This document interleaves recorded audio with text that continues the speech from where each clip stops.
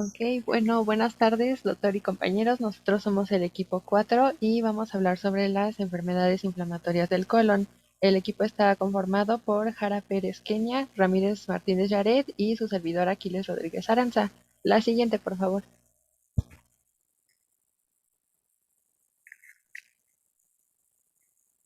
Y bueno, aquí podemos ver los contenidos que se van a abordar durante la presentación, que básicamente es una introducción pequeña. Después ya vamos a ir abordando como tal las patologías. Vamos a comenzar con colitis ulcerosa, después enfermedad de Crohn, seguimos con síndrome de intestino irritable y por último enfermedad diverticular. La siguiente, por favor. La siguiente. Bueno, la enfermedad inflamatoria intestinal como tal engloba dos patologías que son la colitis ulcerosa y la enfermedad de Crohn. Ambas se caracterizan por ser afecciones autoinmunitarias crónicas del intestino que evolucionan en brotes denominados fases activas y periodos de remisión o fases inactivas. Aquí en esta diapositiva podemos ver dos imágenes que son de una colonoscopía en donde la del lado izquierdo es de colitis ulcerosa, ahí la que están señalando, y la del lado derecho es de enfermedad de Crohn, pero igual ahorita lo vamos a ir viendo durante la exposición. La siguiente, por favor. En cuanto a su epidemiología, la frecuencia de la enfermedad inflamatoria intestinal varía dependiendo de la zona geográfica. Se presenta con mayor prevalencia e incidencia en países industrializados como lo son Europa, Reino Unido y Norteamérica. Y también se ha observado que en Asia, Medio Oriente y Latinoamérica ha ido en aumento su incidencia. La edad más frecuente para el comienzo de la enfermedad está situada entre los 15 y los 30 años de edad y se produce un segundo pico entre los 60 y los 80 años. Y también es importante mencionar que la mortalidad más alta en los pacientes con esta enfermedad se produce durante los primeros años de la enfermedad. La siguiente, por favor. Y bueno, vamos a hablar sobre la colitis ulcerosa, que pues esta enfermedad está caracterizada por ser una inflamación y ulceración de la pared interior del colon.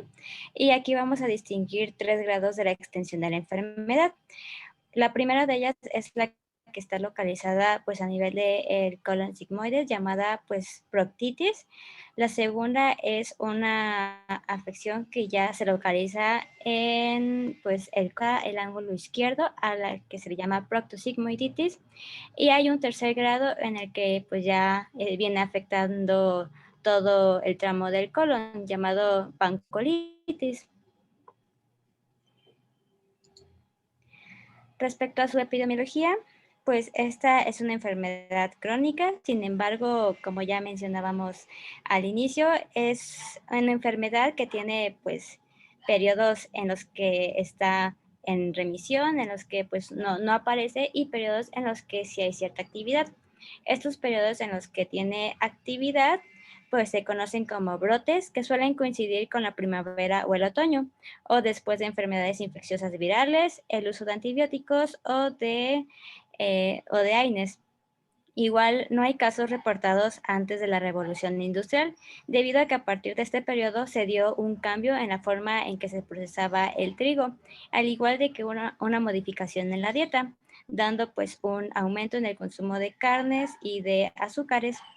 Y pues a escala mundial es una de las enfermedades inflamatorias intestinales más frecuentes. Tiene una mayor incidencia en los varones y igual una mayor incidencia entre personas de 15 a 30 años y mayores de 50 y 70 años. Esto quiere decir que pues tiene un patrón bimodal.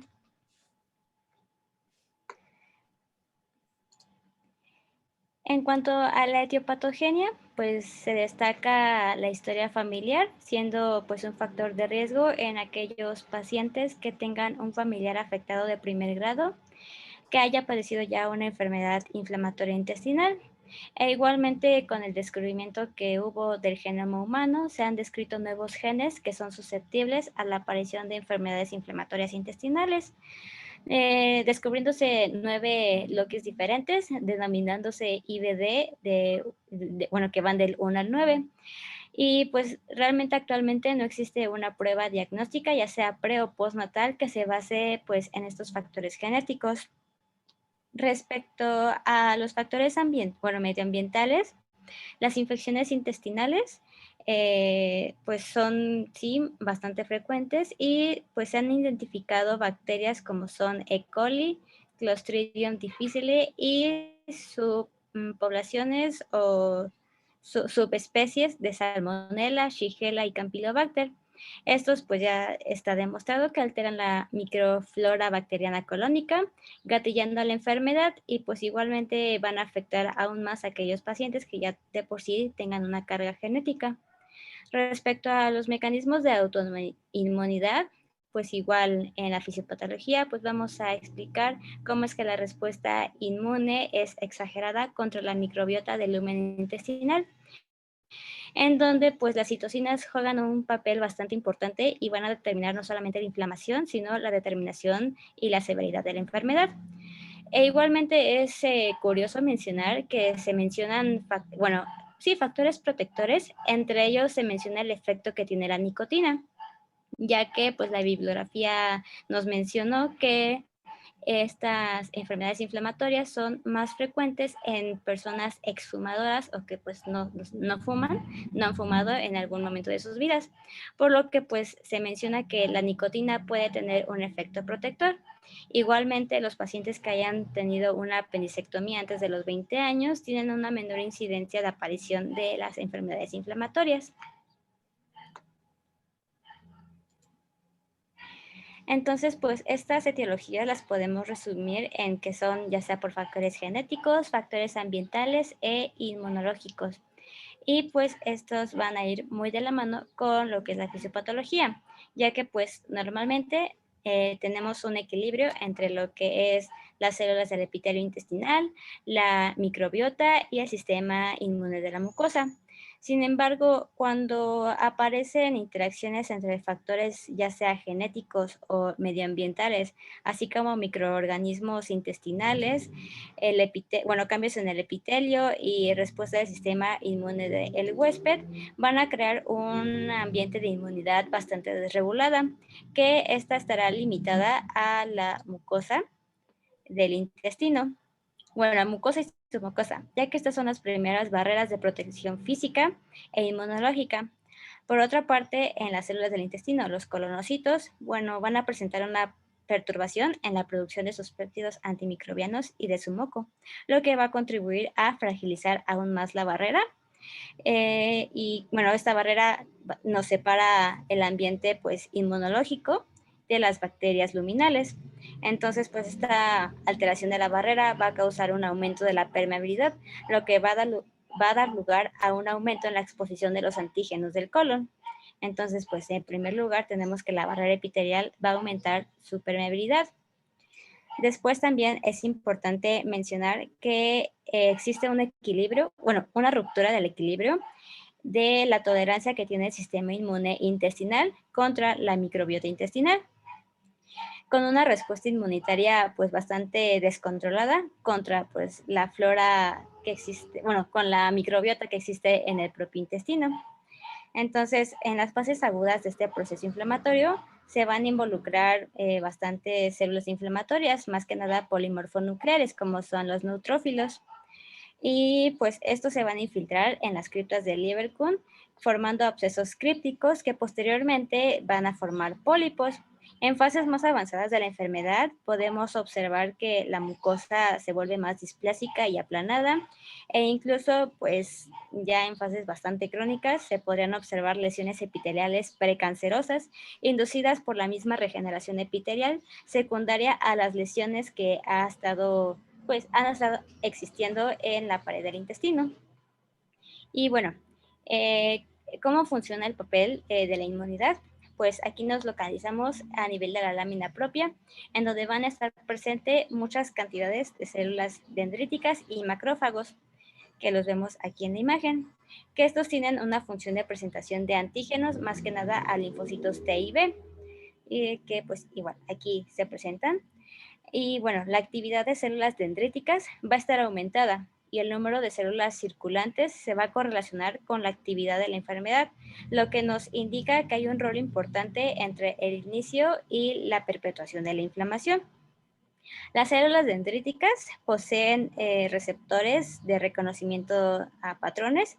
Entre ellos se incluyen los receptores extracelulares Toll-like y los receptores intracelulares NOT, que pues poseen también, que reconocen más bien patrones moleculares asociados a patógenos, y esos mismos van a gatillar las respuestas inmunes, tanto la innata como las adaptativas, que llevan a la activación del factor de transcripción nuclear, que igual está aquí. Y bueno, la activación por esta vía va a regular todas las funciones proinflamatorias y de supervivencia tanto de los macrófagos como de los linfocitos T. Igualmente va a existir una desregulación en lo que es la producción de linfocitos T colaboradores, como son los TH helper, el 1, el 2 y el 17, que están aquí en esta parte de la imagen. Y bueno, con una hiperactivación de lo que son las células TH2. Y pues este desequilibrio entre las subpoblaciones de linfocitos T igualmente va a ir relacionado con una producción local de citocinas, como son la interleucina 4, la 5, la 13, pero realmente, o sea, se han identificado demasiadas citocinas involucradas, que pues tienen un efecto citotóxico en el epitelio, provocando apoptosis y mayor permeabilidad de las bacterias comensales no patológicas. Entre ellas, pues igual se encuentra el factor de necrosis tumoral, que es igualmente una citocina proinflamatoria.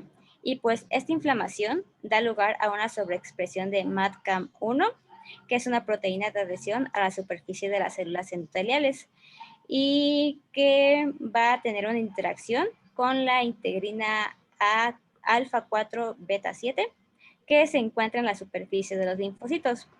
Esta interacción va a dar pues lugar a la aparición de más linfocitos circulantes en la mucosa del colon, que asimismo van a mantener la inflamación. Y pues la interleucina 9 también juega un papel clave en la activación de mastocitos en la mucosa. Y pues esta amplificación de la respuesta de los linfocitos T y la resistencia de las células polimorfonucleares, mencionábamos a los neutrófilos, a su apoptosis, sugiere que también la interleucina 9 está pues bastante presente aquí en la colitis ulcerosa, dado a que pues se ha detectado que los pacientes con colitis ulcerosa grave tienen mayores niveles de esta interleucina a comparación de los pacientes con una colitis ulcerosa de leve a moderada. Y pues esta afectación, ya mencionábamos, se puede localizar tanto en el colon sigmoides, pero puede progresar a las siguientes partes del colon o pues afectarlo en su totalidad. Y pues bueno, esto más que nada va a estar en los brotes activos de la enfermedad, dando pues aparición a lo que son las úlceras, que pueden estar acompañadas de sangre, pus o mucosidades. En cuanto al cuadro clínico, pues aquí tenemos que distinguir los síntomas que se van a atribuir directamente a la afectación que está pasando por dentro del intestino, de las complicaciones que a partir de la enfermedad puedan surgir, ya que al momento de realizar una historia clínica a los pacientes, estos nos pueden referir más de los más síntomas de los que pues, son propios de la afectación. Entonces, los síntomas que se originan de las complicaciones se llaman síntomas o manifestaciones a distancia de la colitis ulcerosa. Entre los síntomas que pues, son propios de la afectación encontramos pues el primero de ellos, que es la diarrea, que pues esta la podemos entender debido a que pues como la pared del colon está siendo pues dañada, recordemos que este nos va a dar pues funciones como absorción de agua y de ciertos nutrientes, pero como su pared está afectada no puede hacer esa tarea correctamente. Así que lo que va a intentar hacer es desechar o sacar su contenido lo más pronto posible, debido a que no puede hacer muchas cosas por él. Así que pues esta necesidad de sacar pues su contenido va a dar lugar a que haya deposiciones más frecuentes y que su contenido igual varíe, siendo pues deposiciones líquidas, semilíquidas o semisólidas. Entonces, bueno, Aquí podemos ver una imagen de, pues sí, realmente cómo se va a afectar la pared del colon y pues realmente con un ambiente así realmente no puede ser posible pues una absorción adecuada. Así que pues la diarrea va a aparecer pues en la mayoría de los casos y esta igualmente puede diferir en función a la extensión de la enfermedad en el colon. Las deposiciones pueden ser de 3 o 4 hasta 10, 15 o más deposiciones e igualmente va a tener ciertas características que pues igualmente nos pueden orientar al periodo que lleva de aparición la enfermedad. Y pues si la afectación es predominantemente en el recto, puede faltar la diarrea y en su lugar haber estreñimiento, aunque esto se presenta pues en casos un poco más raros. Igualmente la rectorragia es de los síntomas más frecuentes y aquí igualmente va a variar el color debido a que si es una afectación de, digamos, proctitis, o sea, del colon sigmoides, vamos a encontrar pues una verdadera hematoquesia, a comparación de que si la enfermedad pues se ha extendido a otras partes distales del colon, vamos a poder pues escuchar que refieren los pacientes heces con una coloración más rojiza, tirándola a marrón o incluso negra, pero está igual en muy raras ocasiones. Y bueno, la sangre perdida por el recto también puede ir acompañada por mucosidad o incluso por exudados purulentos. El tenesmo igualmente va a ir acompañado por el dolor que refieren los pacientes y esto pues es común en proctitis severas.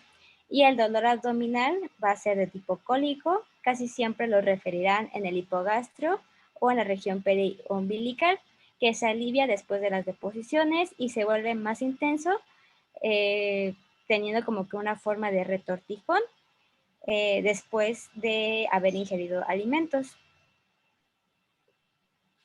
Perdón, ¿podrías pasar el video que pasaste primero? Nada más para decir algo. Ah, exacto. Ah, no, nada más aquí puntualizar, seguramente lo van a mencionar más adelante. El diagnóstico diferencial entre CUSI y Crohn es muy difícil y una de las herramientas que es muy útil es la colonoscopía. Y aquí estamos viendo las características de la mucosa, del intestino, ¿no? Que es diferente a la de Crohn. La de Crohn tiene otras características que más adelante van a mencionar, pero quería que vieran la imagen otra vez para que vean cómo es las características del CUSI, que son diferentes de las de Crohn, y por eso la importancia de la colonoscopía en el diagnóstico diferencial, porque así por clínica o a veces hay un tipo de Crohn que nada más se presenta en el colon y cuando es así, diferenciar las de CUSI sí que es un reto diagnóstico. Entonces, nos valemos mucho de la colonoscopía porque tiene características diferentes y obviamente las biopsias que van a mencionar más adelante. Solo quería que vieran esta imagen para que vean las características de CUSI y más adelante seguramente vamos a ver de Crohn y cómo se ven pues muy diferentes, ¿no? Adelante, doctora. Sí, gracias. Y bueno, igualmente platicábamos sobre manifestaciones que pueden estar presentes en aquellos pacientes que pues ya tengan ciertas complicaciones respecto pues a la afectación inicial. Entonces hay pacientes que pueden también venir refiriendo fiebre, esto a causa pues ya de infecciones. Igualmente se acompaña la diarrea, afectación del estado general, anorexia, pérdida de peso y astenia. Esto más que nada igualmente porque no va a haber una absorción adecuada de los nutrientes. Y pues van a haber manifestaciones extraintestinales, pero estas van a aparecer alrededor de un 25% o un 30% en los pacientes. Entre ellas, pues destacamos las manifestaciones oculares. Aquí la más frecuente es la epiescleritis, que pues es una coloración rojiza de la esclera que no suele acompañarse con pérdida de visión. Manifestaciones dermatológicas, siendo pues el más común un eritema nodoso y más que nada ubicado en brazos y piernas. Y las manifestaciones más más frecuentes son las musculoesqueléticas. En este caso, pues la sinovitis aguda puede ocurrir hasta en un 20% de los pacientes y se puede estar asociada a la artritis periférica, sacroileitis y espondilitis anquilosante.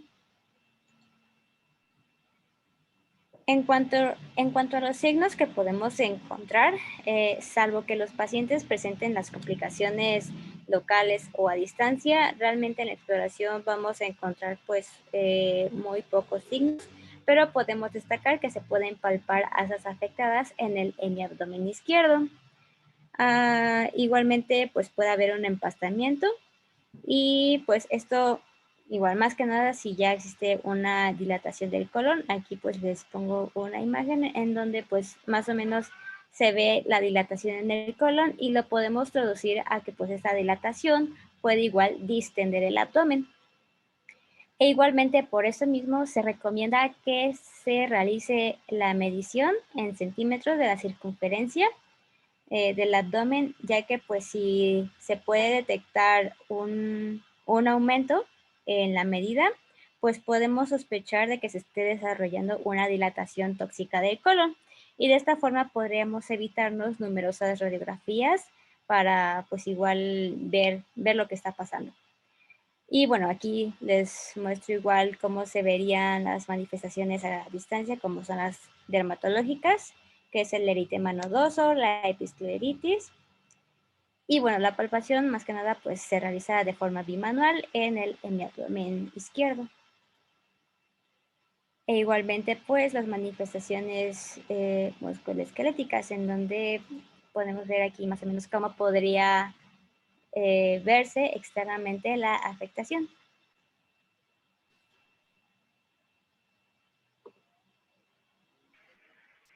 Bueno, ahora vamos a pasar con el diagnóstico.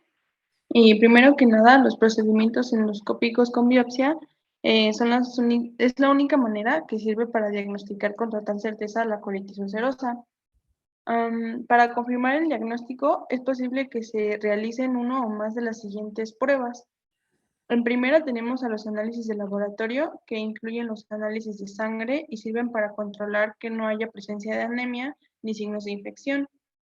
En segunda están los estudios de heces, y aquí la presencia de glóbulos blancos o de ciertas proteínas puede indicar la colitis ulcerosa. Una muestra también nos va a permitir descartar otros trastornos, como infecciones causadas por bacterias, virus o parásitos. En cuanto a los procedimientos endoscópicos, como había mencionado el doctor, tenemos la colonoscopía, y este examen permite ver todo el colon usando un tubo delgado, flexible con luz y que tiene una cámara en el extremo. Durante el procedimiento también se pueden ir tomando pequeñas muestras de tejido que van a ser las biopsias para realizar un análisis en el laboratorio. Estas pequeñas muestras de tejido son importantes ya que con estas se va a realizar la confirmación del diagnóstico. En la sigmoidoscopía flexible es donde se utiliza un tubo delgado flexible con luz que se utiliza para examinar el recto y el colon sigmoides. Este se puede utilizar si es que el colon está muy inflamado y se puede realizar esta prueba en lugar de una colonoscopia completa. En las pruebas de diagnóstico por imágenes están las radiografías. Si existen síntomas graves, es posible hacer una radiografía estándar de la zona abdominal para descartar complicaciones graves como colon perforado. En la tomografía se pueden realizar tomografías computarizadas de abdomen o pelvis si es que se sospecha de complicaciones de la colitis ulcerosa, y también puede revelar que parte del colon está inflamado. Por último, en la enterografía por tomografía computarizada y enterografía por resonancia magnética, estas se pueden recomendar porque son pruebas no invasivas y sirven para excluir la presencia de inflamación en el intestino delgado. También estas pruebas son más sensibles para detectar la inflamación en comparación con las otras pruebas convencionales. Siguiente, por favor.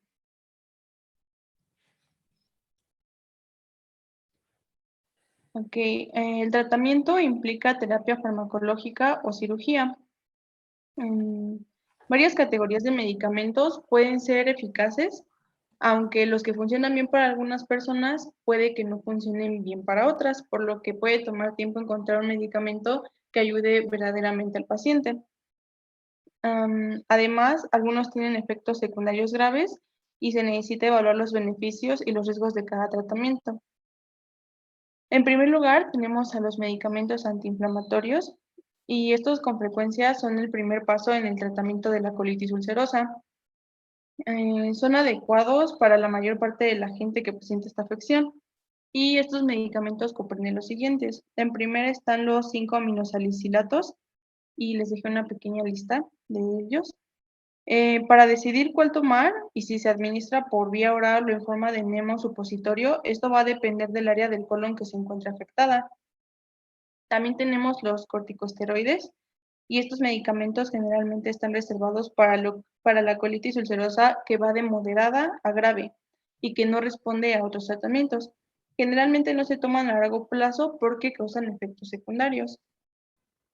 En segundo lugar, tenemos a los supresores del sistema inmunitario y estos sirven porque reducen la inflamación, pero lo hacen suprimiendo la respuesta del sistema inmunológico. Y pues para algunas personas una combinación de estos medicamentos puede funcionar mejor que uno solo. Los medicamentos inmunodepresores comprenden los siguientes. Está la azatioprina y mercaptopurina, y estos son los que se usan más comúnmente para el tratamiento. Aunque tomarlos también va a requerir un control cuidadoso y análisis de sangre regulares para buscar efectos secundarios, incluyendo efectos que pueden llegar a dar sobre el hígado y el páncreas. También tenemos la ciclosporina y este medicamento generalmente se reserva para personas que no responden bien a otras medicaciones, aunque puede tener efectos secundarios graves y tampoco se puede tomar por mucho tiempo. Por último está el tofacitinib y este se conoce como una molécula pequeña y funciona al detener el proceso de la inflamación. Los efectos secundarios, los efectos secundarios principales pueden incluir el aumento del riesgo para padecer herpes zóster y la formación de coágulos sanguíneos. En cuanto a otros medicamentos, quizás se necesite agregar algunos para controlar los síntomas específicos y se pueden recomendar los analgésicos. Estos son para el dolor leve, los antiespasmódicos y algunas veces se recetan terapias antiespasmódicas para ayudar con los calambres. Y por último, los suplementos de hierro. Estos son importantes si es que existe sangrado intestinal crónico y pues porque probablemente puedan desencadenar una anemia por déficit de hierro. Por último, tenemos la cirugía y esta implica la extirpación de todo el colon y del recto, conocido también como proctocolectomía. Y bueno, aquí hay una imagen que en la mayoría de los casos la cirugía incluye anastomosis quirúrgica ileonal o bolsa en J. Esta elimina la necesidad de usar una bolsa en el exterior para recolectar las heces y se construye un saco desde el final del intestino delgado que se une directamente al ano y permite al paciente expulsar los desechos de una manera relativamente normal. Siguiente, por favor. Perdón, Bueno, ¿puedes pasar la anterior, nada más para mencionar algo? Ok, bueno, aquí como mencionó su compañera, ese es el esquema de tratamiento, ¿no? Los gastroenterólogos también le llaman medicamentos de primera línea, segunda línea, tercera línea. Sí, por ejemplo, tenemos los medicamentos antiinflamatorios dentro de los cuales están los esteroides que tienen sus dosis que después pueden revisar.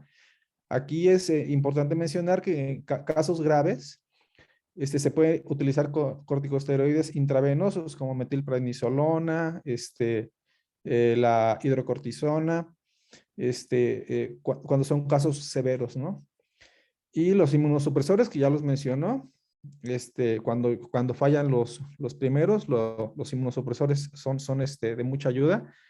El medicamento que aparece hasta abajo, que se llama tofacitinib, forma parte de un grupo de medicamentos que se llaman biológicos o anticuerpos monoclonales. Esos vendrían a formar parte, hagan de cuenta, la tercera línea de tratamiento. aparte de ese que se menciona aquí en esta diapositiva, ahorita se está ocupando mucho uno que se llama infliximab y el adalimumab, que son anticuerpos monoclonales y que han demostrado una eficacia bastante alta y el pronóstico de esos pacientes los ha mejorado mucho porque no tienen los efectos adversos de los inmunosupresores, por ejemplo, o de los corticosteroides, ¿no? Que ya saben las complicaciones, ¿no? Que se pueden llegar a presentar.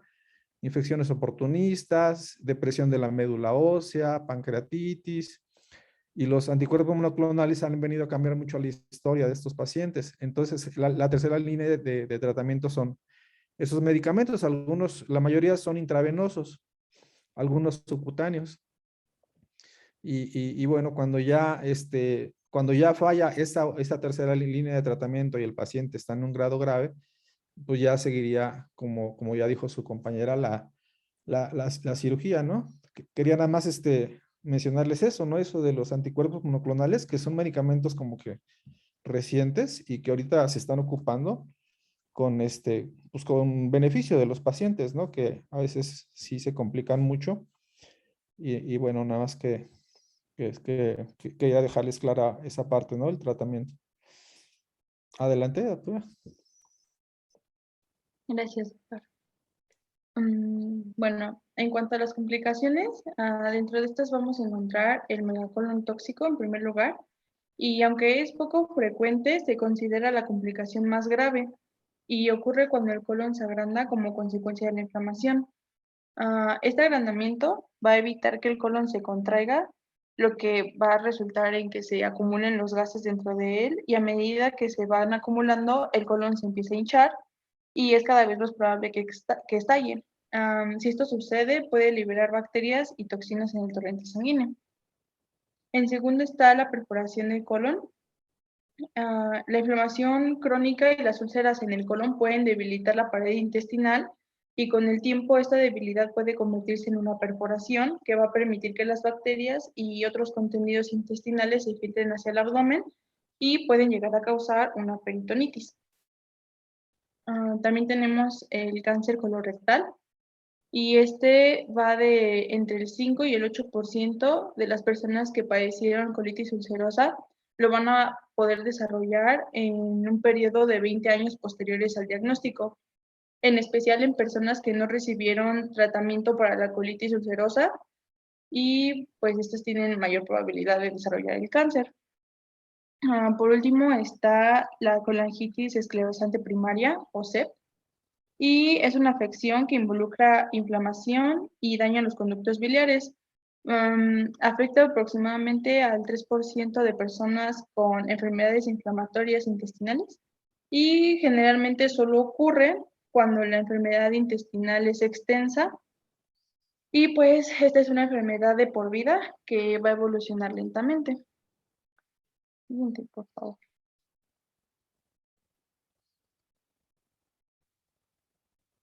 Bueno, ahora vamos a pasar a la enfermedad de Crohn.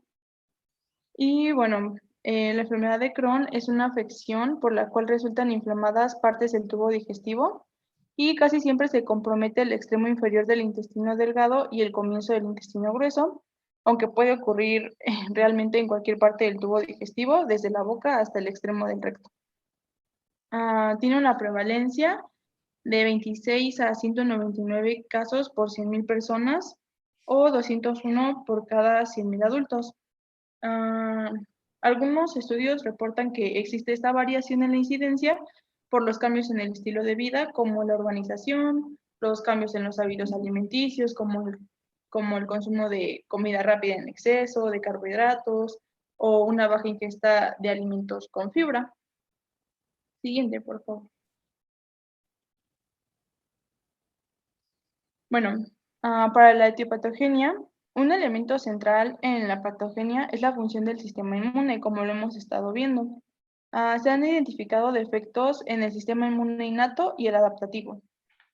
En cuanto al innato, tenemos a las células epiteliales de barrera, que son los neutrófilos fagocíticos, los macrófagos, las natural killer y sus mediadores, que colectivamente responden a brotes tóxicos o patológicos. La barrera intestinal incluye el epitelio de superficie, que es la capa de moco, los productos secretados como las IgA y la peristalsis efectiva. El epitelio de superficie se compone de una única capa de células epiteliales y su función va a ser sellar la membrana y regular el paso de iones y proteínas. Los cambios en el epitelio van a provocar alteraciones y por ende la inflamación. En la imagen podemos ver en condiciones normales el epitelio intestinal que va a expresar varias proteínas de uniones estrechas en el espacio paracelular, como la cadreína, la claudina, la SO1 y YAM. En la enfermedad intestinal inflamatoria, la barrera intestinal se va a ver comprometida con una expresión disminuida y distribución diferente de estas proteínas. La ausencia o disminución de estas moléculas provoca un aumento en la severidad de la enfermedad al aumentar las citoquinas proinflamatorias y la microbiota intestinal, que también tiene un rol importante para regular las uniones estrechas y la integridad de la barrera mucosa, también se va a ver alterada. Siguiente, por favor. En cuanto a la respuesta inmune del sistema adaptativo, este va a incluir a los linfocitos T y B y las células dendríticas que confieren respuestas inmunes específicas instruidas por señales derivadas de las células presentadoras de antígeno y complejos de histocompatibilidad. Este componente de inmunidad celular del sistema inmune de mucosas se compone de linfocitos T, CD8 citotóxicos, células CD4 y T helper, que a la vez se van a subdividir en TH1, TH2 y TH17, serían las más importantes, y células T reguladoras. En la figura se observa un esquema del rol de las TH17 en la enfermedad intestinal inflamatoria. Y bueno, esta imagen lo que representa es una gran cantidad de citoquinas inflamatorias que se encuentran en el ambiente intestinal, que son producidas por las células presentadoras de antígeno mieloides o abreviados CPA, y células del estroma, células epiteliales y neutrófilos. La CPA junto a las interleucina 1, la interleucina 6 y la interleucina 23 van a conducir a una expansión de las células TH17. Y estas células a su vez van a inducir a las células epiteliales y estromales a expresar más citoquinas proinflamatorias y promover el reclutamiento de neutrófilos y acelerar la inflamación local. Siguiente, por favor. En cuanto al cuadro clínico, los signos y síntomas dependen de la parte del tubo digestivo afectado y varían de leves a graves. Pueden también aparecer o desaparecer con periodos de reagudizaciones. Los principales que vamos a encontrar son el dolor abdominal en la zona del vientre con cólicos, la fiebre, la fatiga, la falta de apetito y pérdida de peso, sensación de que se necesita ir al baño aun cuando los intestinos ya están vacíos y puede implicar esfuerzo, dolor y cólicos. También va a presentar diarrea acuosa, la cual puede tener sangre. Y dentro de otros síntomas no tan principales está el estreñimiento, las úlceras o inflamación, y el drenaje de pus, moco o heces en la zona de alrededor del recto causado por fístulas, como se puede ver en la imagen. Siguiente, por favor. Bueno, en cuanto al diagnóstico, vamos a tener varios tipos. En primero está el diagnóstico clínico y se conforma mediante la evaluación clínica y una combinación de hallazgos endoscópicos, histológicos y radiológicos. El dolor abdominal crónico o la diarrea en individuos jóvenes va a sugerir la posibilidad de esta enfermedad, sobre todo si se acompaña por pérdida de peso y fiebre. A pesar de que la aparición de la enfermedad es por lo general en edades tempranas, tampoco va a ser extraño encontrarlo en personas mayores. Las pruebas iniciales de laboratorio incluyen la biometría hemática, la velocidad de sedimentación globular, BSG, la proteína C reactiva, PCR, pruebas de heces y pruebas de proteínas totales y albúmina en suero. En segundo tenemos el diagnóstico endoscópico y se requiere de ileocolonoscopía y biopsias de ileón terminal así como de cada segmento del colon en busca de evidencia microscópica de la enfermedad de Crohn. Para el diagnóstico es necesario realizar la ileonoscopía y endoscopía alta. Se recomienda examinar la ubicación y la extensión de cualquier lesión en el tracto gastrointestinal superior o intestino delgado. Y durante la endoscopia superior se deben buscar lesiones con apariencia de múltiples ulceraciones aftosas, erosión irregular en forma de úlceras, pliegues nodulares y membrana mucosa granular y estenosis. Como se puede ver en la imagen de abajo, en la imagen que está hacia la derecha, se puede ver la mucosa con pequeñas úlceras irregulares y en una afectación que va de moderada a severa. En cuanto al diagnóstico radiológico, los estudios de imagen son de ayuda para establecer pues el diagnóstico y su utilidad es variable dependiendo de las condiciones clínicas del paciente, entre los que se encuentran evaluar el tránsito intestinal, que va a mostrar la extensión de la enfermedad, así como alteraciones de la peristalsis y anormalidades de la mucosa y estenosis. En la ecografía transabdominal, esta va a permitir evaluar cambios entéricos, que ya sería como el engrosamiento, o los cambios perientéricos, que serían la presencia de adenopatías, abscesos y alteraciones de la grasa mesentérica.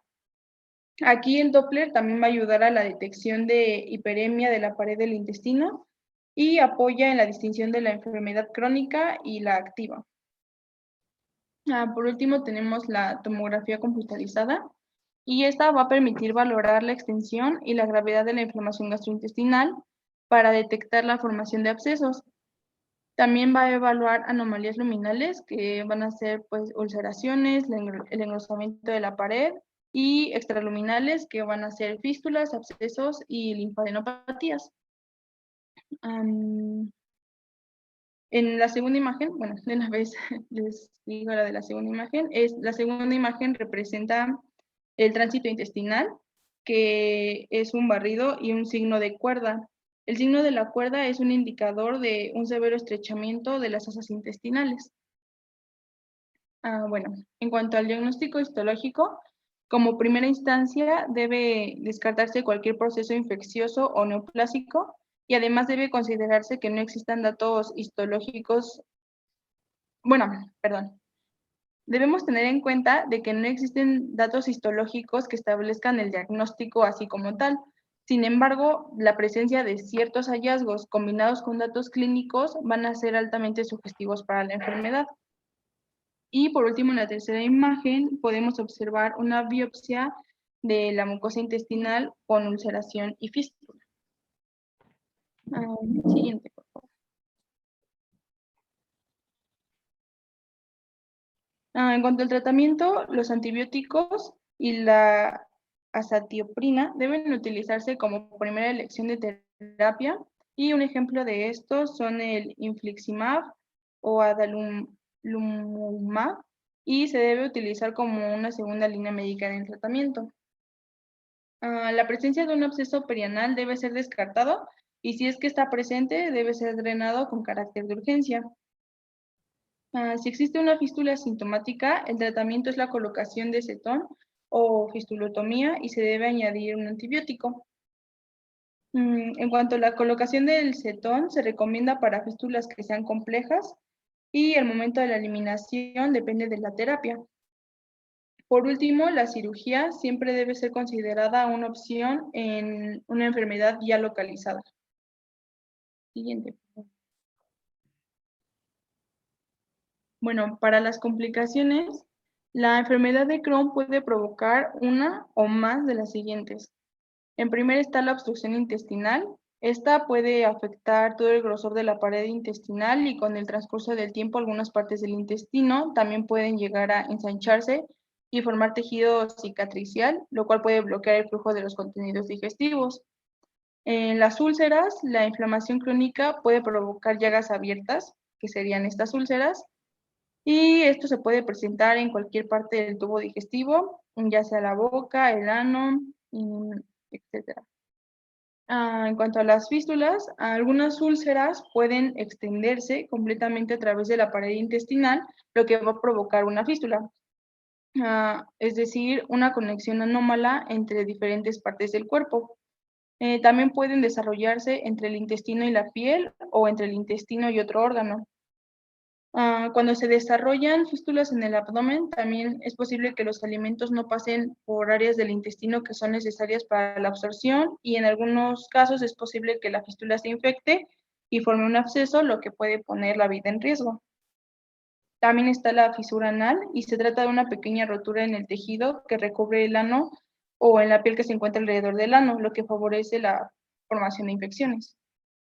También tenemos la malnutrición y pues la presencia de diarrea, dolor abdominal o calambres puede dificultar la ingesta de alimentos o la absorción intestinal de los nutrientes necesarios para una buena salud. También tenemos el cáncer de colon y pues padecer la enfermedad de Crohn aumenta el riesgo de desarrollar el cáncer de colon, como ya lo habíamos visto en otras diapositivas.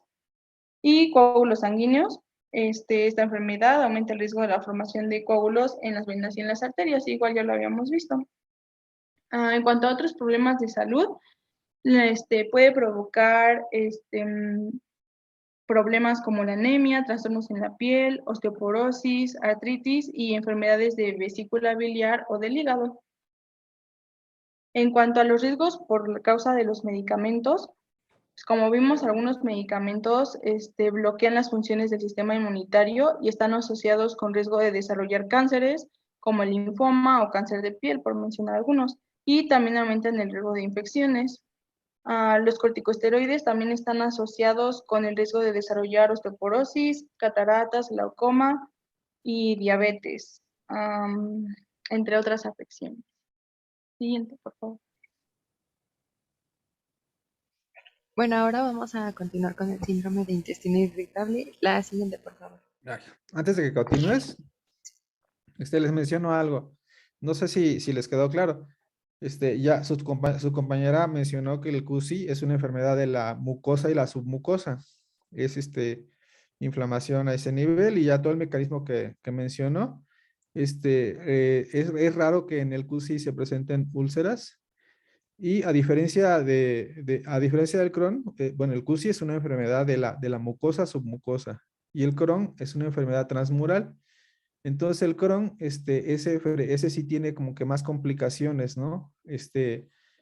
Hay úlceras, puede haber incluso perforación, como ya lo dijeron, obstrucción, y es como que más susceptible a complicaciones cuando la enfermedad es grave y a que sea necesaria la cirugía. Entonces, esa es la diferencia, ¿no? A veces tenemos controversia diagnóstica cuando ya tenemos un Crohn que está en colon nada más. Y bueno, el CUSI está en colon, entonces, ¿cuál de las dos es? Entonces, ahí nos valemos de la colonoscopia y las biopsias. Y a veces hay un tipo de Crohn que se presenta en el intestino delgado.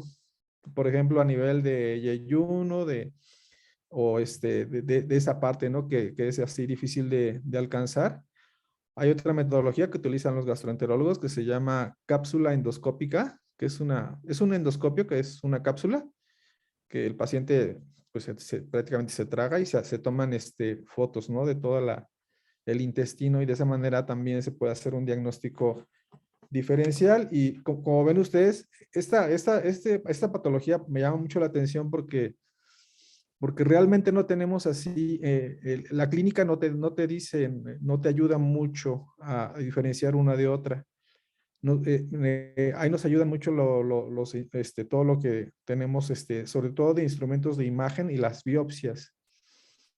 En neurología, por ejemplo, la clínica como que es más pesada, ¿no? Como que casi todas las enfermedades, prácticamente todas, si tú tienes una buena exploración clínica, las diagnosticas. Pero aquí en este caso de esta enfermedad me llama la atención que la clínica, bueno, sí, obviamente es muy útil sospechar la enfermedad, pero en este caso de CUS y Crohn es bien difícil diferenciarla si no tenemos las otras herramientas. Y, bueno, ya lo explicaron ahí sus compañeros, los marcadores biológicos no hay. se hacen unos anticuerpos que se llaman ANCAS y los ANCAS y los otros, ¿cómo se llaman? Los ASCA, en donde se altera, por ejemplo, el ANCA se altera, se eleva más en el CUSI, y es un marcador, pues que es una muestra de sangre, y lo que es el PCR y BCG son marcadores que nos servirían para ver la evolución de la enfermedad, si hay o no hay inflamación. Entonces realmente no tenemos así como que algo así, como un estándar de oro, pues. Entonces tenemos que juntar toda la clínica para llegar al diagnóstico. Entonces son enfermedades que de repente sí nos dan retos diagnósticos fuertes. Y bueno, no, nada más eso los quería mencionar. Si quieren, le seguimos adelante, doctora. Sí, doctor, gracias. Bueno, entonces ahora sí continuamos con síndrome de intestino irritable. Este es un trastorno digestivo caracterizado por síntomas gastrointestinales recurrentes como dolor o molestia abdominal asociado a alteraciones en el hábito deposicional, ya sea en número o consistencia, durante al menos 3 días por mes en los últimos 3 meses, en ausencia de trastornos metabólicos o estructurales que justifiquen los síntomas. La siguiente, por favor. En cuanto a su epidemiología, el síndrome de intestino irritable es el trastorno funcional digestivo más frecuente en la consulta médica. Aproximadamente un 3% de las consultas de atención primaria y entre un 16 a 25% de las consultas de gastroenterología son debidas a esta patología. La prevalencia mundial es del 10 al 20%, con predominio en el sexo femenino, con una relación mujer-hombre de 2 a 1. Y bueno, se presenta en todos los grupos de edad, incluyendo niños y ancianos, aunque se presenta frecuentemente a la edad de 30 a 50 años. Dentro de los factores de riesgo, los principales son el sexo y la edad. El sexo, como ya les comentaba, las mujeres tienen el doble de riesgo respecto a los hombres. Y en la edad, los adultos jóvenes son los que tienen mayor riesgo. La siguiente, por favor.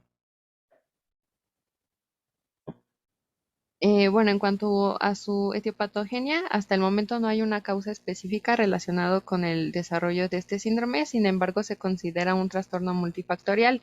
Se ha propuesto un modelo biopsicosocial que hasta ahora es el más aceptado para comprender la fisiopatología. Este modelo explica cómo una disfunción del eje intestino-cerebro condicionado por la susceptibilidad genética, factores fisiológicos y psicológicos pueden llevar al desarrollo del síndrome. Dentro de estos factores destacan las alteraciones de la motilidad gastrointestinal y la sensibilidad visceral, que pues hasta ahora son las consideradas como los factores fisiológicos pues más importantes. Dentro de las alteraciones de la motilidad se describen alteraciones en la actividad eléctrica gástrica, aumento de la frecuencia de las contracciones gastrointestinales y disminución de su regularidad, y también respuestas motoras exageradas, ya sea al alimento o al estrés. Se ha observado también que en los pacientes con síndrome intestinal con predominio de diarrea tienen acelerado el tránsito intestinal, mientras que en los pacientes con predominio de estreñimiento lo tienen enlentecido. En cuanto a la hipersensibilidad visceral, hay distintos estudios que han demostrado que los pacientes tienen una percepción anormal de dolor ante un estímulo visceral que en las personas sanas pues no sería doloroso, como por ejemplo en el caso de la distensión abdominal, la estimulación eléctrica o ante el aumento de la motilidad intestinal. Por lo tanto, los síntomas podrían ser también explicados en parte por un componente pues sensitivo que está muy intensificado. Otro factor es la inflamación. Aquí hay pues varios estudios que han demostrado un aumento de las células inflamatorias en la mucosa intestinal de los pacientes con síndrome de intestino irritable. Estas células inflamatorias, al activarse, lo que hacen pues es liberar mediadores de la inflamación que son capaces de alterar el funcionamiento de las terminaciones nerviosas intestinales, tanto las motoras como las sensitivas, que lo que causan pues son alteraciones en la motilidad y la sensibilidad intestinal, dando así el dolor o el malestar abdominal. Otros factores, como les mencionaba, son los psicológicos. Aquí el estrés, la ansiedad, la depresión y la somatización se asocian con frecuencia al desencadenamiento y a la exacerbación de los síntomas. Y bueno, el estrés psicológico agudo puede alterar la fisiología intestinal, como ya les mencionaba, la motilidad o la sensibilidad visceral, y así ocasionar alteraciones en el tránsito, el hábito intestinal o la percepción del dolor. En cuanto a los factores genéticos, todavía no hay una asociación entre estos como bien determinada, sin embargo, se sugiere una susceptibilidad genética para el desarrollo de este síndrome. Y otros mecanismos son los hormonales y los dietéticos, que también han sido descritos como mecanismos pues, relevantes para el desarrollo de de este síndrome o la exacerbación de los síntomas. La siguiente, por favor. Bueno, en cuanto al cuadro clínico, los pacientes con síndrome de intestino irritable pueden presentar una amplia variedad de síntomas. Sin embargo, los principales son el dolor o las molestias abdominales y los cambios en los hábitos intestinales. En cuanto al dolor abdominal, este tiene intensidad y ubicación variable. Generalmente se localiza en el hipogastrio, aunque también se puede localizar del lado derecho en aproximadamente el 20% de de los pacientes, o del lado izquierdo también en el 20%, o bien en el epigastrio en un 10%. El dolor con frecuencia es episódico y de tipo cólico. Su intensidad es de leve a severa e incluso llega a afectar en la actividad cotidiana del paciente. Puede ser exacerbado por las comidas o el estrés emocional y aliviado por la expulsión de gases o tras la defecación. Y bueno, en el caso de las mujeres es importante mencionar que este dolor puede ser aumentado durante la menstruación. La siguiente, por favor. En cuanto a los hábitos intestinales alterados, las características predominantes son el estreñimiento alternado con diarrea, por lo general con predominio de uno de los dos. En el caso de los pacientes con predominio en el estreñimiento, estos pacientes pues, pueden sufrirlo durante semanas o meses y ser interrumpido por breves lapsos de diarrea. En los pacientes con predominio de diarrea, esta se caracteriza usualmente por evacuaciones frecuentes de pequeño a moderado volumen y ocurren predominantemente en la mañana.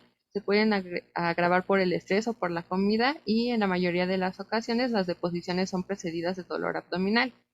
Y bueno, un método de gran ayuda para determinar los cambios en la consistencia de las deposiciones pues, de una mejor manera tanto para el médico como para el paciente es mediante la escala visual de Bristol, que es esa que les puse ahí. Y la siguiente, por favor. Y bueno, también existen otros síntomas gastrointestinales relacionados que pueden ser distensión abdominal, gases, flatulencia, sensación de evacuación incompleta, reflujo gastroesofágico, disfagia y dispepsia. La siguiente, por favor. Y bueno, de acuerdo al patrón en el hábito intestinal, el síndrome de intestino irritable se puede clasificar en tres subtipos. Uno de ellos es el con el predominio de estreñimiento, que se caracteriza por heces duras en más del 25% de las veces y deposiciones disminuidas de consistencia en menos del 25% de las veces. El siguiente es el síndrome de intestino irritable con predominio de diarrea, en el que hay heces duras en menos del 25% de las veces y deposiciones disminuidas de consistencia en más del 25% de las veces. Y por último, el patrón mixto, que este se caracteriza por heces duras en más del 25% de las veces y deposiciones disminuidas de consistencia en más del 25% de las veces también. La siguiente, por favor. En cuanto al diagnóstico, este es principalmente clínico, por lo tanto, nosotros pues debemos de realizar una historia clínica bien detallada y una exploración física minuciosa.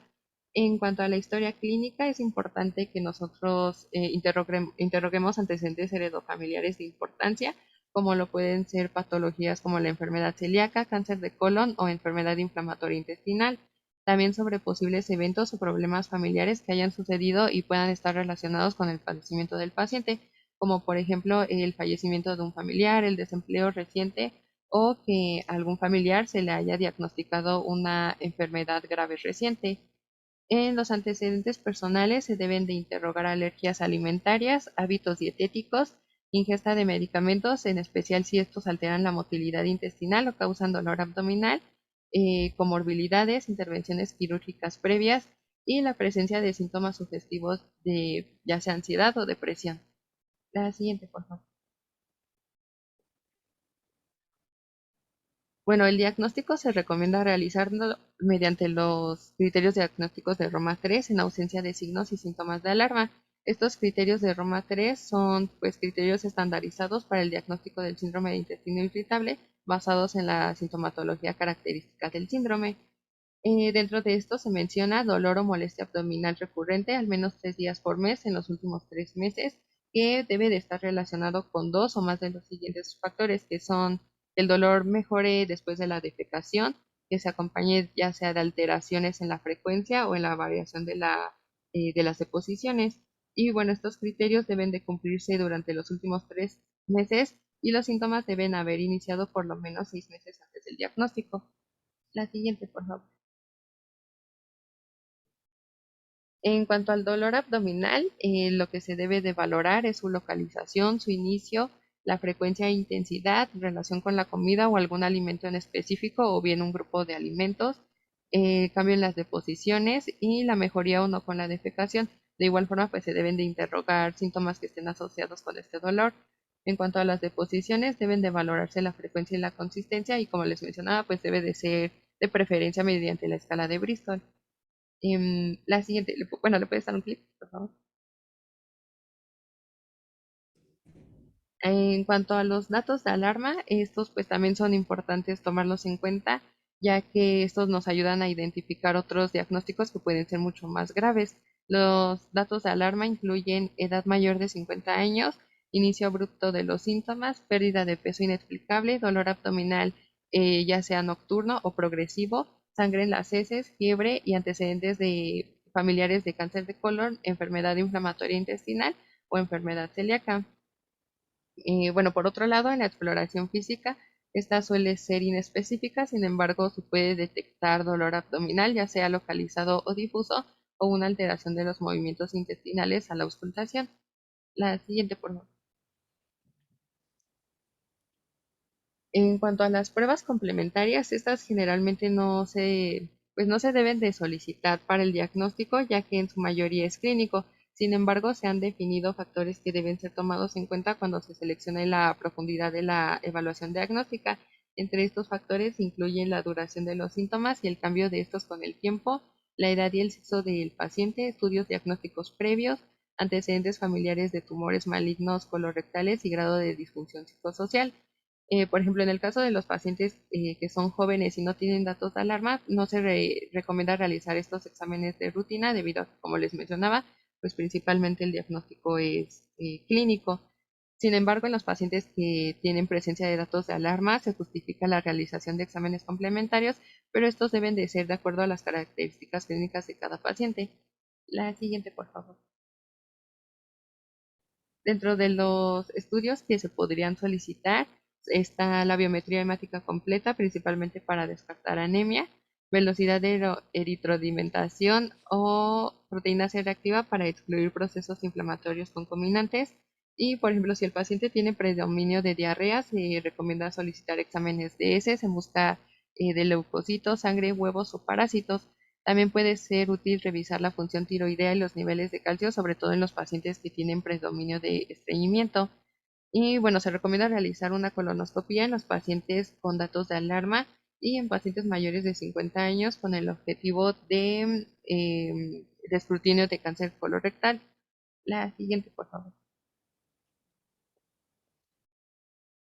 En cuanto al tratamiento, este requiere un enfoque multidisciplinario. Se debe identificar el subtipo del síndrome y la gravedad de los síntomas que presenta el paciente para así determinar el mejor tratamiento.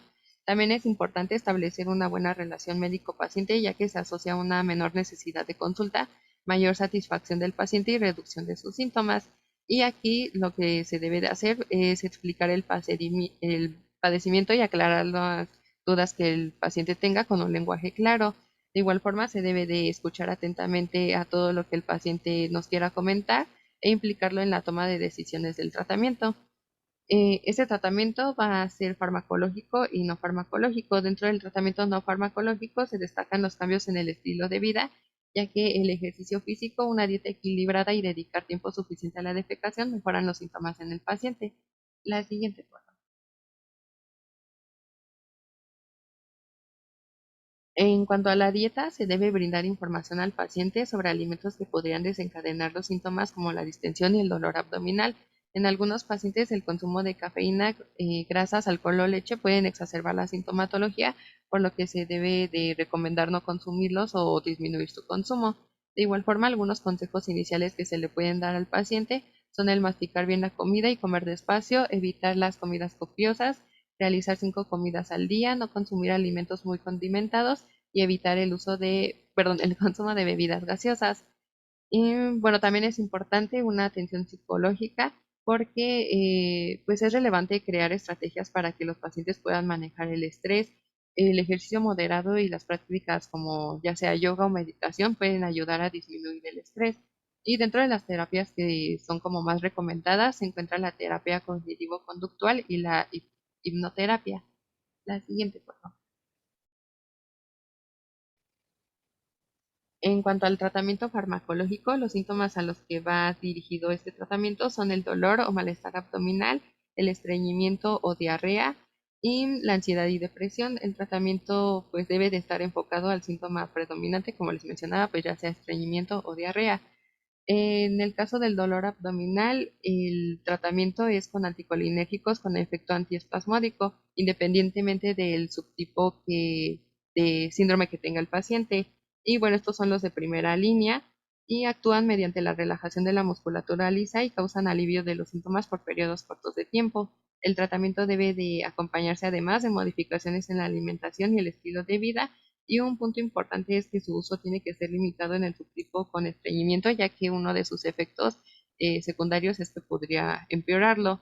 En cuanto a la diarrea, los antidiarreicos son los fármacos iniciales más indicados, como por ejemplo la loperamida, que este es un agente antidiarreico agonista de los receptores opiáceos que disminuye el tránsito intestinal y mejora la consistencia de las heces. Dentro de sus efectos secundarios están las náuseas, vómito, estreñimiento y mareo. Y bueno, en los pacientes con episodios alternantes de diarrea y estreñimiento, la loperamida se debe de usar con precaución. La siguiente, por favor. En cuanto al tratamiento del estreñimiento, tenemos dos opciones, que son los agentes formadores de masa o los laxantes con efecto osmótico.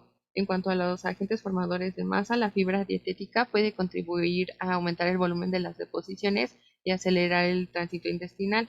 Lo que se recomienda es el uso de plántago, que es la que les puse ahí, que es una fibra soluble que pues provee mejoría de los síntomas del paciente.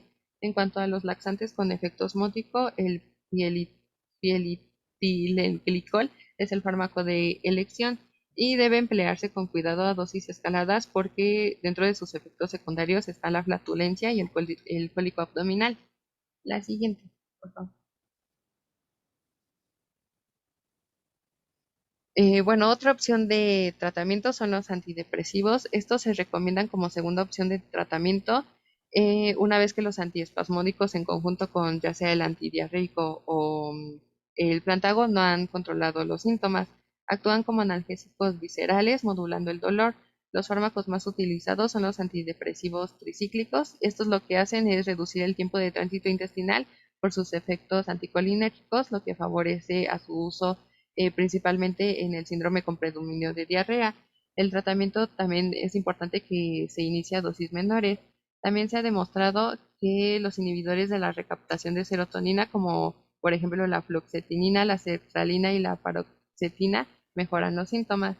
Y por último tenemos a los antibióticos, que estos pueden ser utilizados en aquellos pacientes que persisten con síntomas principalmente diarrea y que no tengan un control adecuado con antiespasmódicos, antidiarreicos y antidepresivos. Entonces, pues estos serían como ya los de última línea.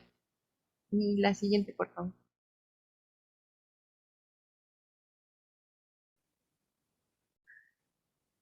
Ahora menciono algo rapidísimo. Como vieron, esta enfermedad tiene un factor psicógeno así como que muy importante. Entonces, el uso de antidepresivos es frecuente, pero también obviamente hay factores como las bacterias, algún evento diarreico que también lo pueden desencadenar y también tiene una predisposición genética. Entonces, el uso de los antidepresivos es bien frecuente en esos pacientes y últimamente se están utilizando mucho los probióticos con buena respuesta. Todavía no hay suficientes estudios, pero se están empezando a utilizar mucho. Y de los antibióticos, la rifaximina es la más eficaz, la que se utiliza para esta enfermedad. Y bueno, mencionar eso, ¿no? De que los antidepresivos frecuentemente se utilizan en este padecimiento. Adelante, doctora. Bien, ya para terminar, pues vamos a hablar sobre la enfermedad diverticular. Y pues para entender la enfermedad diverticular tenemos que pues tener en claro que la diverticulosis es la sola presencia de divertículos, o sea, de pequeños sacos dentro de la pared intestinal, y estos pueden ser congénitos o adquiridos. Estos se van a diferenciar ya que los congénitos suelen ser herniaciones de todas las capas de la pared intestinal, o sea, la mucosa, la submucosa, la muscular, y esto pues sus dos capas, la longitudinal y la longitudinal y la circular, y de la serosa. Y se ubican pues más comúnmente en el lado derecho del colon, mientras que los divertículos adquiridos son sacos de solamente la mucosa y la submucosa que atraviesan la capa muscular a través de pues sitios en donde la capa pues muscular es más delgada, y esto pues lo veremos más adelante, que se relaciona con el paso de los vasos sanguíneos hacia la submucosa. Y pues bueno, estos van a protruir hacia el exterior arrastrando consigo a la serosa, y se ubican más que nada en el colon izquierdo y usualmente en el colon sigmoides. Por lo tanto, también se pueden aparecer en cualquier parte del sistema digestivo, siendo pues su aparición en el esófago, por ejemplo, en el divertículo de Zenker, en el estómago, aunque pues aquí es muy poco frecuente, en el duodeno, que pues es más que nada en la segunda y tercera porción del intestino delgado, y pues se van a aparecer con más frecuencia en el colon, ya que pues aquí es la enfermedad más frecuente y más común. Y bueno, ya como tal, la enfermedad diverticular es un espectro de signos y síntomas que están asociados a la aparición de los divertículos, que va desde un malestar en el cuadrante inferior izquierdo hasta las complicaciones como es la diverticulitis, que la diverticulitis es ya pues la inflamación e infección de un divertículo. Y cuando hablamos de diverticulitis complicada, nos estamos refiriendo a que pues ya hay aparición de un absceso, fístula, obstrucción o perforación intraabdominal, como podemos ver aquí en la imagen.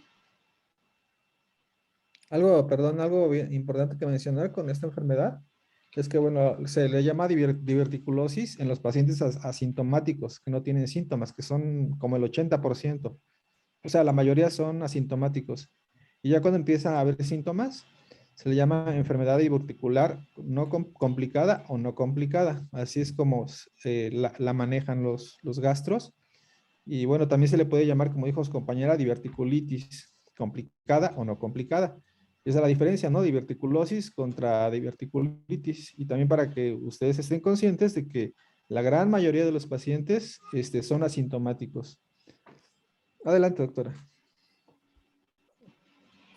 Y bueno, en cuanto a la epidemiología, es bastante común en los países, por ejemplo, de América del Norte, de países de Europa y en Australia, y va a ser poco común en pues, zonas como son Asia, África y en algunas regiones de América del Sur.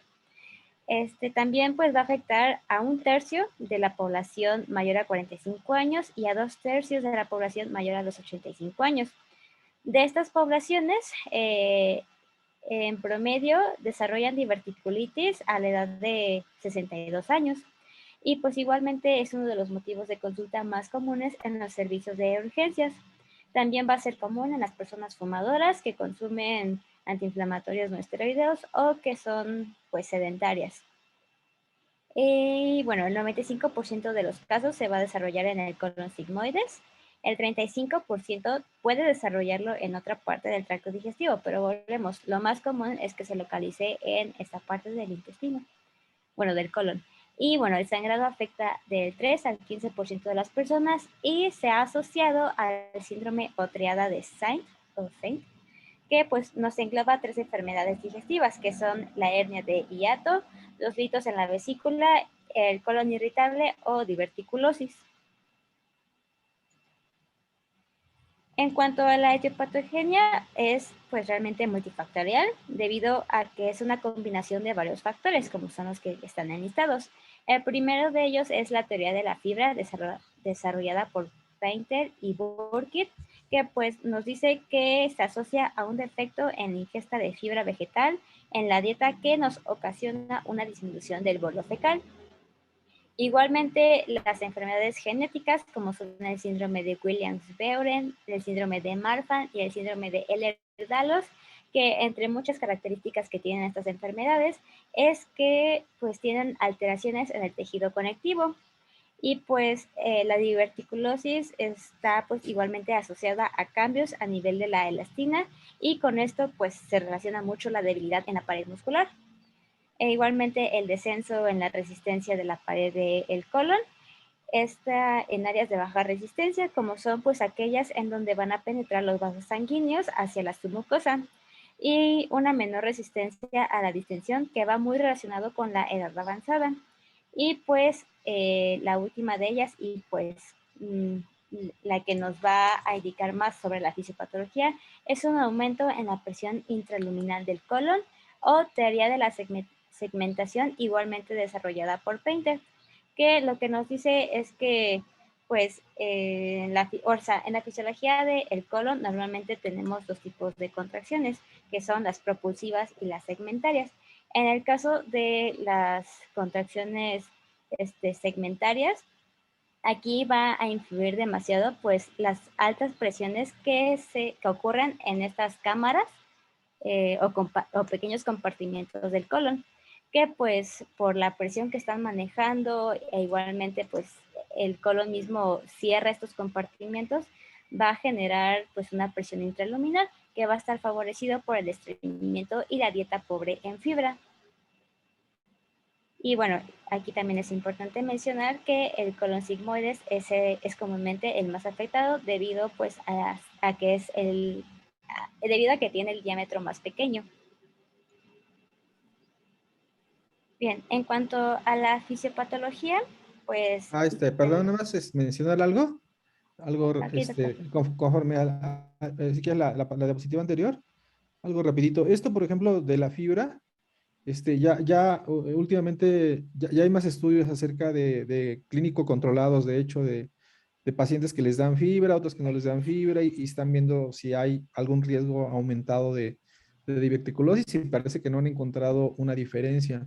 Esos son datos recientes, son estudios que están empezando a salir, precisamente tratando de ver la fisiopatología de esta enfermedad.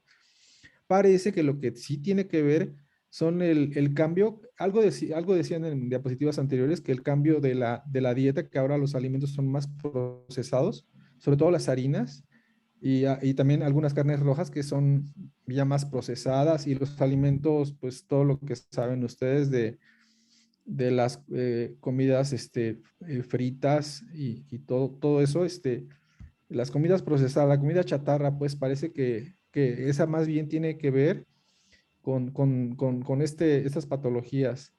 Y la fibra, se dice que si comes mucha fibra es bueno y eso te previene la enfermedad, pero ha sido contradictorio los estudios que ha habido, pero eso es información reciente, yo creo que faltan más estudios.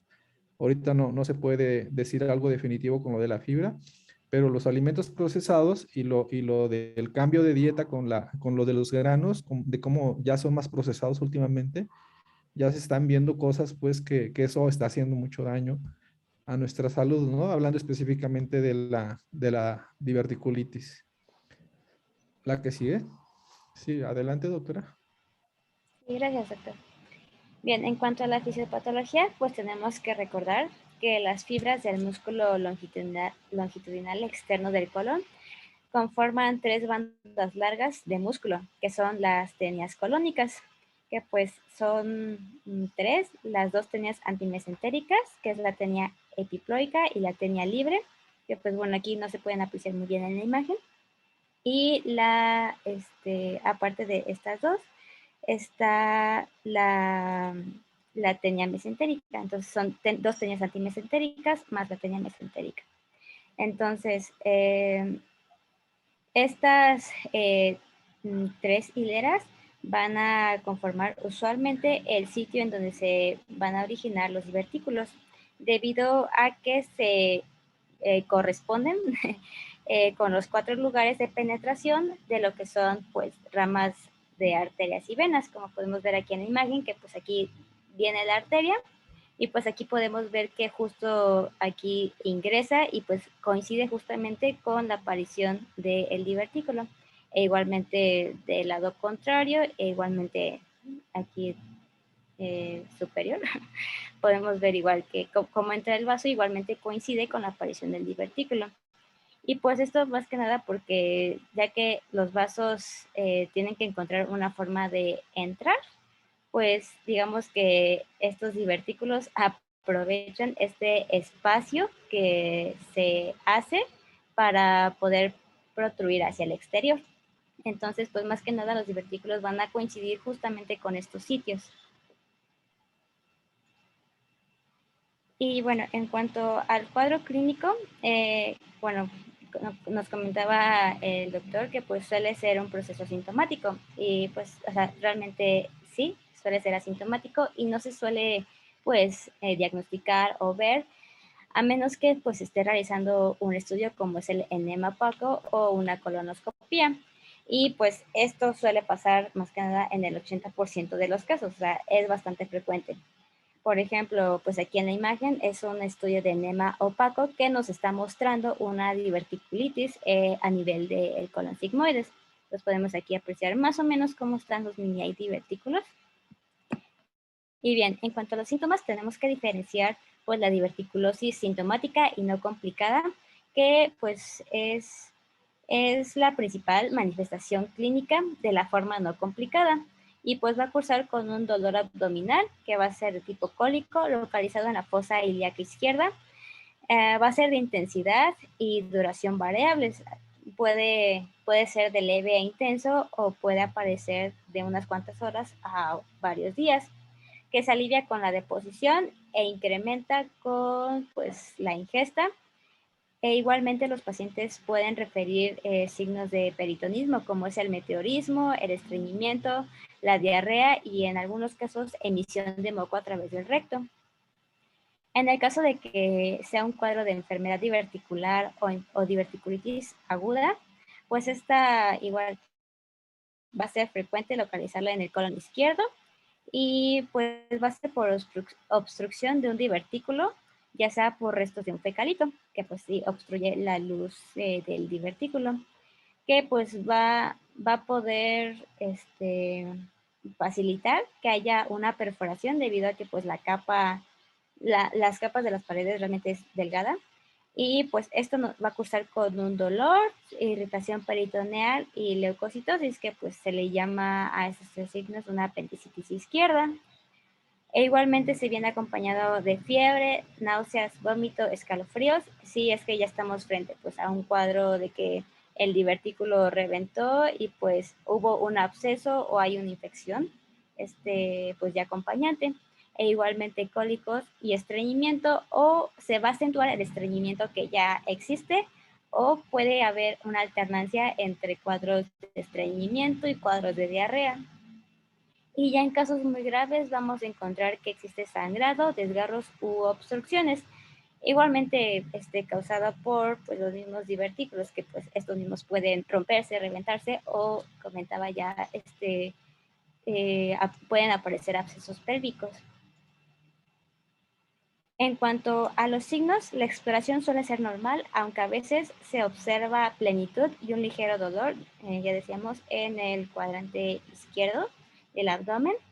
Y pues no se va a observar un signo claro de rebote ni defensa, que son signos del peritonismo, pero puede ser frecuente palpar una cuerda colónica, esto más que nada del colon sigmoides, dolorosa y sensible. En cuanto al diagnóstico, pues usualmente se hace, ya comentábamos, de manera accidental cuando se realiza otro estudio con medio de contraste. Y en ausencia de síntomas se basa, pues sí, en datos puramente estadísticos, dado a que pues sabemos que es frecuente en mujeres más que en hombres y en edades avanzadas, de forma en que si este cuadro aparece, pues, o sea, si llega una persona de 60 años que refiere dolor o molestias abdominales localizadas en el flanco fosa ilíaca izquierdo, pues nosotros podemos intuir que pues puede haber probabilidades de que se esté padeciendo de esta enfermedad. El diagnóstico de la diverticulitis se hace igual más que nada por la historia clínica y pues la exploración física cuando ya existe un antecedente confirmado de un cuadro previo. Y pues bueno, es importante preguntar sobre los hábitos dietéticos como la ingesta de fibra o ingesta de grasas, e igualmente sobre los estilos de vida como pues son los hábitos de ejercicio, dado a los factores de riesgo que ya vimos anteriormente. Y bueno, también factores de riesgo como son enfermedades previas, debido a que pues si ya tiene antecedente de un cuadro de enfermedad, bueno, de diverticulosis, pues igualmente podemos orientarnos y pues preguntar sobre la evolución que ha tenido, las características, la localización del dolor, los factores que lo alivian, que lo empeoran o alteraciones que ha tenido en el hábito intestinal. Y bueno, tenemos que también tener presente los diagnósticos diferenciales de la enfermedad diverticular, como son el primero de ellos, el síndrome de intestino irritable, o igualmente la enfermedad inflamatoria intestinal, como la colitis ulcerosa y la enfermedad de Crohn, seguido pues de todos los demás que siguen en la lista. En el caso de que la paciente sea una mujer, pues tenemos que hacer el diagnóstico diferencial con enfermedades ginecológicas. Y igualmente es preciso practicar una prueba de embarazo con el fin de excluir un embarazo ectópico, aunque no suele ser frecuente en una mujer de edad avanzada. Y bueno, las pruebas de analítica que podemos realizar es el hemograma o bioquímica, que suelen ser normales a menos que se presente una complicación inflamatoria, dándonos pues leucocitosis e igualmente estudios de proteína C reactiva o examen general de orina. En el caso de los estudios de imagen, pues podemos usar la radiografía, que pues es la más usada debido a que define la presencia de desplazamientos intestinales, de masas, nemoperitoneo, niveles hidroaéreos, dilatación del colon, ausencia de gas en el recto, aire en la vejiga, útero, vagina o igual fístulas. Igualmente podemos ayudarnos con los enemas, que nos define perfectamente la existencia de divertículos, su localización y la mayoría de sus complicaciones. Y en casos de diverticulitis puede apreciarse la extravasación del contraste. En el caso de la arteriografía, esta pues va a ser útil si hay una hemorragia digestiva baja de posible origen diverticular, siendo selectiva la arteria mesentérica inferior, pero igualmente esta no se debe de realizar a menos que pues haya una pérdida de sangre pues realmente evidente y pues grande. En el caso de la tomografía computarizada o resonancia magnética, la TAC aumenta su precisión cuando se usa con miedo de contraste. Y en el caso de la ecografía abdominal y transrectal o transvaginal, es igual un complemento ideal al estudio de enema. Y la rectosigmoidoscopía, no se deben realizar estudios endoscópicos hasta las 6 semanas después de un cuadro de diverticulitis, debido a que pues, puede aumentar la complicación de una de reventar o de sí, o sea, de reventar un divertículo. Y okay. Y en cuanto a los signos tomográficos o ecográficos que podemos encontrar, pues son ya sea que haya un engrosamiento de la pared intestinal, visualización de los divertículos, visualización de absceso, y signos ecográficos podemos encontrar una fístula, por ejemplo, la que se ve en la imagen, que aquí pues de un divertículo pues ya podemos apreciar que o sea, que apareció una fístula y pues que justamente esta fístula se fue pues hacia vejiga. Entonces por eso también es importante realizar pues examen general de orina, debido a que podemos encontrar igual el conteo de leucocitos alterados. Y en el caso de la tomografía, pues aquí nos vamos a ayudar con lo que es la clasificación de Hinchey, modificado por Kaiser, que pues se usa para clasificar los hallazgos en la tomografía computarizada, que nos permite establecer la extensión de la enfermedad y su impacto sobre el tratamiento. Por ejemplo, en la tabla nos resume estadios del 0 al 4 y por ejemplo el estadio 0 nos habla de una diverticulitis leve, El estadio 1A nos habla de una inflamación pericólica y de un flemón. El estadio 1B nos habla de un absceso menor de 5 centímetros en la proximidad del proceso inflamatorio primario. En el estadio 2, pues nos habla ya de un absceso intraabdominal pélvico o retroperitoneal o de un absceso distante al sitio inflamatorio primario, o sea, al sitio en donde pues inicialmente apareció la lesión. En el estadio 3 nos habla de una peritonitis purulenta generalizada y en el estadio 4 nos habla de una peritonitis fecal. Y por ejemplo, aquí en la imagen podemos observar que pues, en la tomografía se nota pues un engrosamiento de la pared intestinal. En cuanto a estas imágenes, igual en la imagen del cuadro verde se supone que se ve un engrosamiento de la pared intestinal seguido de la aparición de abscesos, que pues serían más o menos estos.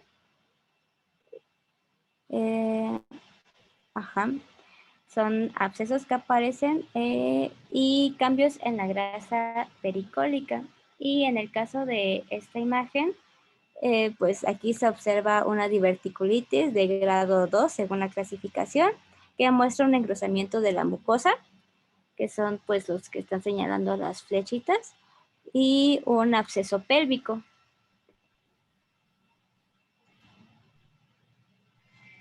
En el caso del tratamiento, pues se va a dividir dependiendo del cuadro que se presente. Por ejemplo, en la diverticulosis se recomienda la ingesta suficiente de fibra, aquí pues salvado de trigo de 25 a 30 en la dieta o suplementos farmacológicos. Y en el caso de diverticulosis sintomática no complicada, las medidas iniciales igualmente serán la ingesta... Una disculpa. Las medidas iniciales será la ingesta de fibra, aunque aquí puede haber pues ciertos conflictos debido a que ya que la fibra disminuye la presión intraluminal y aumenta la masa fecal, se supone que tendría que aliviar el dolor abdominal. Sin embargo, pues tiene un inconveniente debido a que produce secundariamente una distensión abdominal que la hace inadecuada en algunos casos. Ante estas circunstancias es preferible la fibra farmacológica soluble como psyllium, que pues nos la mostraban en diapositivas anteriores, o ispágula. Y pues en el caso de que no se alivie el dolor, es recomendable el uso de medicación espasmolítica con el fin de disminuir la actividad motora. Se recomienda la medicación con mebeverina de 135 miligramos por 3 a 4 días y bromuro de otilonio de 40 miligramos por 3 días, así como trimebutina 100 miligramos por 3 días, y en casos muy agudos se usa la meperidina o la pentazocina. Y pues también hay que aclarar que no debe usarse la morfina para aliviar el dolor, debido a que este va a aumentar la presión intraluminal y aumenta el riesgo de perforación. En el caso de la diverticulitis aguda, pues la primera indicación es un reposo en cama, seguido de dieta blanda y fluidoterapia intravenosa de soporte nutricional, seguido de una sonda nasogástrica. Y en casos de que haya vómitos frecuentes o signos obstructivos, y la administración intravenosa de antibióticos de amplio espectro que incluyan gérmenes, que incluya el tratamiento de gérmenes para Escherichia coli y Bacteroides fragilis. Y bueno, el tratamiento médico es eficaz en más del 75% de los casos, pero se espera que haya una recidiva antes del año de inicio del tratamiento. En el caso de que sea una enfermedad de leve a moderada, se administra oralmente trimethoprim o sulfametoxazol de 800 y 160 miligramos respectivamente cada 12 horas o ciprofloxacino 500 a 750 miligramos cada 12 horas, seguido de metronidazol de 500 miligramos cada 6 horas, y con esto se espera que sea suficiente para controlar los síntomas. En los casos graves, pues ya se indica vía parenteral con aminoglucósidos ya sea gentamicina o tobramicina, a dosis de 3 a 5 miligramos sobre kilogramo cada 8 horas, asociados a clindamicina, 300 a 600 miligramos cada 6 horas, o metronidazol de 500 miligramos cada 6 horas para la flora anaerobia. Y es útil el uso de cefotaxima de 2 gramos cada 8 horas, ya que pues igual presenta una eficacia similar a las indicaciones anteriores.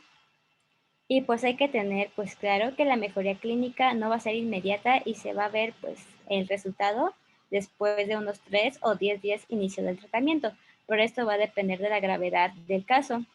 En diverticulitis que sean recurrentes, se opta por drenaje percutáneo para los abscesos que sean mayores a un diámetro de 5 centímetros. Y la solución quirúrgica, pues ya se opta en casos pues ya seleccionados y que hayan presentado una clasificación Hinchey de 3 a 4 grados. Sin embargo, pues deben de considerarse las complicaciones, tanto de morbilidad como de mortalidad. Y pues la extirpación va a estar, pues, va a estar indicada para solucionar pues la zona afectada, o sea, se va a extirpar la zona afectada y anastomosis terminal.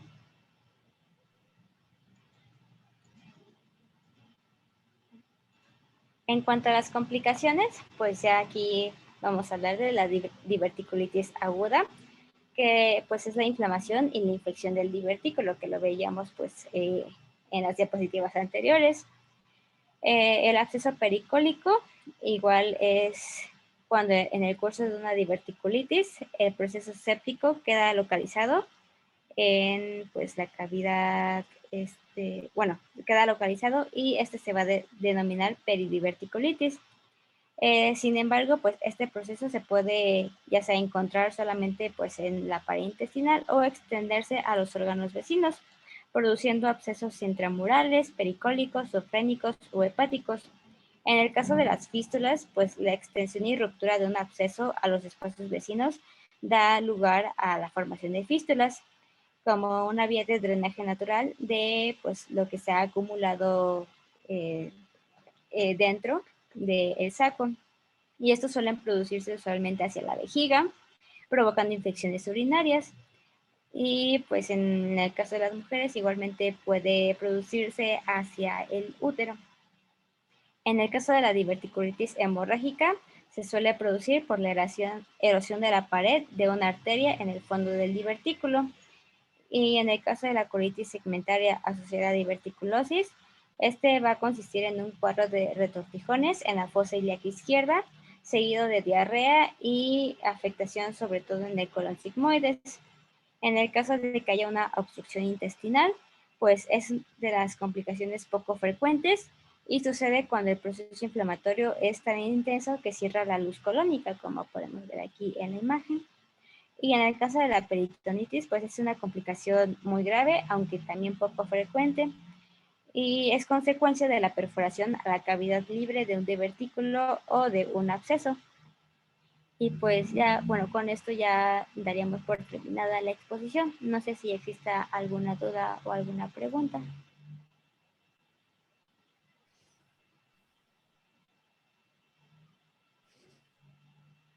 Gracias, doctora. Estuvo muy interesante todo lo que presentaron. Y pues hacer notar que el diagnóstico de estas enfermedades que acabamos de ver, pues clínicamente son muy difíciles, ¿no? De hacer el diagnóstico diferencial, pero hay diferencias clínicas sutiles que se pueden hacer desde la historia clínica, ¿no? Ustedes ya vieron, hay características diferentes en cuanto a lo heredofamiliar, a lo genético, pues la edad, el género, y a veces algunas características clínicas a la hora de explorar el paciente. Entonces, y sin embargo, bueno, surge ahí, bueno, es difícil pues hacer el diagnóstico, pero pues tenemos las herramientas que ya mencionaron que son muy útiles pues para que nos ayuden en el diagnóstico. No sé si alguien tenga alguna pregunta, que quedó todo bien. Todo claro, doctor. Estuvo larga la sesión.